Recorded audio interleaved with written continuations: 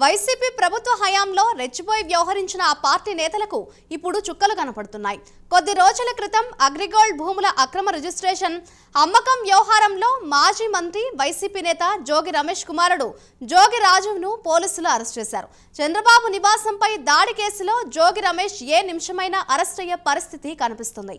తాజాగా TDP central office పై దాడి కేసులో నిందితుడైన దేవినేని అవినాష్ విదేశాలకు పారిపోవడానికి ప్రయత్నిస్తే ఎయిర్పోర్ట్లో చుక్కెదురైంది.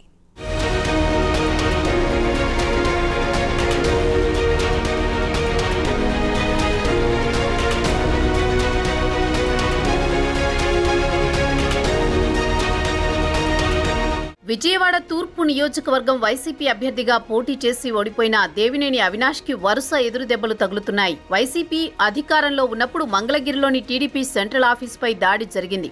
అప్పట్లో తమ ప్రభుత్వం ఉండడంతో పోలీసులు ఆ కేసును లైట్ తీసుకున్నారు. అయితే కూటమి అధికారంలోకి వచ్చాక లోకేష్ రెడ్ బుక్ ఎఫెక్ట్ తో పోలీసులు పాత కేసుల ఫైళ్ల దుమ్ముదులిపి కేసులు నమోదు చేస్తున్నారు.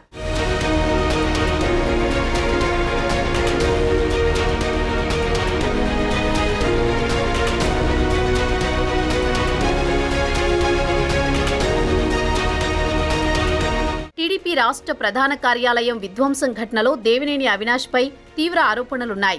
అవినాష్ కనుసన్నల్లోని అతని అనుచరులు టీడీపీ రాష్ట్ర కార్యాలయాన్ని ధ్వంసం చేశారని అభియోగాలు నమోదయ్యాయి. ఈ కేసులో దేవినేని అవినాష్ తో పాటు వైసీపీ ఎమ్మెల్సీలు లేళ్ల అప్పిరెడ్డి, తలసిల రఘురాం కూడా నిందితులుగా ఉన్నారు. వీరు ముగ్గురు కారులో పర్యవేక్షిస్తుండగా వీరి అనుచరులు టీడీపీ రాష్ట్ర కార్యాలయాన్ని ధ్వంసం చేసినట్టు సీసీ కెమెరాల ఫుటేజీలో రికార్డ్ అయిందంటున్నారు.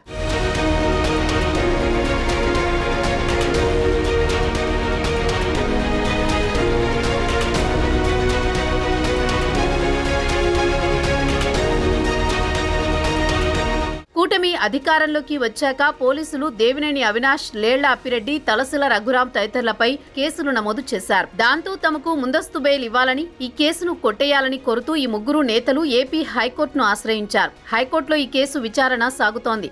ఆగస్టు 20 వరకు పోలీసులు ఎలాంటి తొందరపాటు చర్యలు తీసుకోవద్దని హైకోర్టు ఆదేశించింది. ఆగస్టు 20న జరిగే విచారణలో హైకోర్టు ఇచ్చే ఆదేశాలను బట్టి వైసీపీ నేతల వ్యవహారంలో పోలీసులు ముందుకెళ్లే అవకాశం ఉంది. కోర్టు వీరి ముందస్తు బెయిల్ను కొట్టేస్తే దేవినేని అవినాష్, లేళ్ల అప్పిరెడ్డి, తలసిల రఘురాంలను అరెస్ట్ చేస్తారు.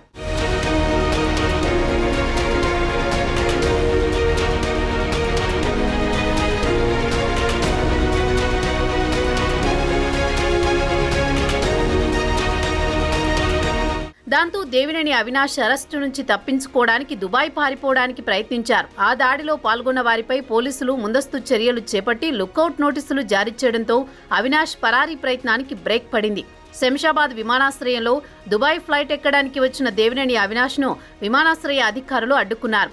మంగళగిరి పోలీసులకు వారు సమాచారం అందించడంతో ఆయనపై కేసులు ఉన్నందున ప్రయాణానికి అనుమతి ఇవ్వొద్దని పోలీసులు వారిని కోరారు.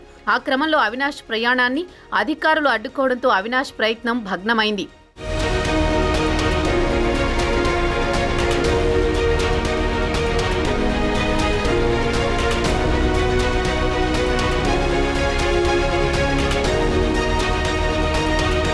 ఇక ఇప్పటికే గన్నవరం టీడీపీ ఆఫీసుపై దాడి కేసులో నిందితుడైన మాజీ ఎమ్మెల్యే వల్లభనేని వంశీపై కూడా లుకౌట్ నోటీసులు జారీ అయి ఉన్నాయి. ఆయన కోసం పోలీసులు తీవ్రంగా గాలిస్తున్నారు. మరోవైపు గుడివాడలో టీడీపీ ఆఫీసుపై దాడితో పాటు పలు కేసులు ఎదుర్కొంటున్న మాజీ మంత్రి కొడాలి నాని అరెస్టుకు కూడా ముహూర్తం దగ్గర పడిందంటున్నారు. మరో మాజీ మంత్రి జోగి రమేష్ ఉండవల్లిలోని చంద్రబాబు నివాసంపై దాడి కేసులో నిందితుడిగా ఇప్పటికే పోలీసుల విచారణలకు హాజరవుతున్నారు.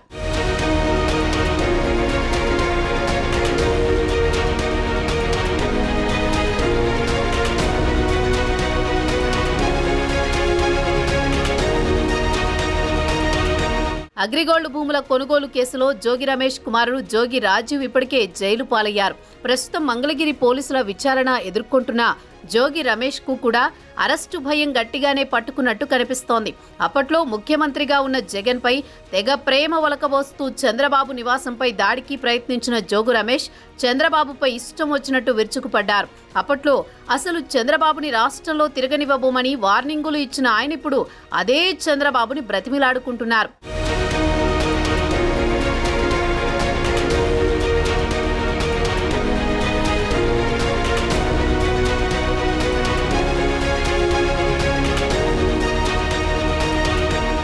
ఇప్పటికే రాష్ట్రంలో రెడ్ బుక్ రాజ్యం నడుస్తుందని జగన్ తెగ ఇదైపోతున్నారు. మాటకు ముందొకసారి తర్వాత ఒకసారి రెడ్ బుక్ జపం చేస్తున్నారు. వైసీపీ నేతల భయానికి తగ్గట్లే మంత్రి లోకేష్ రెడ్ బుక్ పై క్లారిటీ ఇచ్చారు. రెడ్ బుక్ విషయంపై గతంలో చేసిన వ్యాఖ్యలకు కట్టుబడి ఉన్నానన్నారు. రెడ్ బుక్ లో ఉన్న వారిని ఎవ్వరిని వదిలిపెట్టేది లేదని చెప్పారు. అయితే రెడ్ బుక్ అంశాన్ని ప్రతిపక్షం తప్పుదోవ పట్టిస్తోందని, అవినీతికి పాల్పడిన వారి పేర్లు రెడ్ బుక్ లో రాశారని గతంలోనూ చెప్పానని, ఇప్పుడు అదే విషయం చెబుతున్నానని లోకేష్ స్పష్టం చేశారు. అగ్రిగోల్డ్ భూములు దోచుకున్న వారిని వదిలిపెట్టాలని ఆయన ప్రశ్నిస్తున్నారు.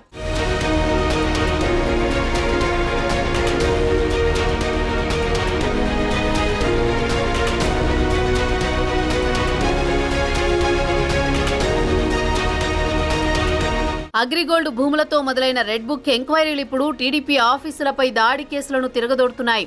మరి లోకేష్ చెప్తున్నట్లు అన్ని విభాగాలపై విచారణలు మొదలైతే వైసీపీలో ఎంతమందికి కేసుల ఉచ్చు బిగుసుకుంటుందో చూడాలి.